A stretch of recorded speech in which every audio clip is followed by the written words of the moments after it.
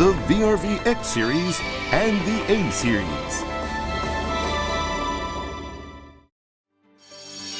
A new scroll compressor. A new scroll compressor improves operating efficiency at low loads.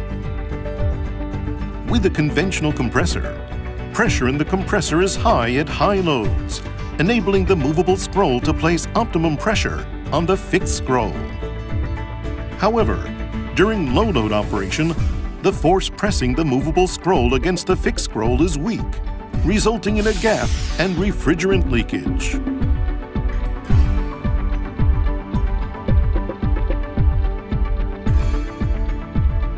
The new scroll compressor employs back pressure control.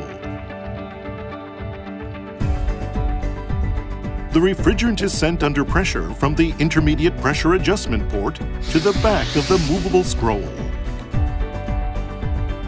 to optimally control the pressure applied. This reduces refrigerant leakage and improves operating efficiency at low loads.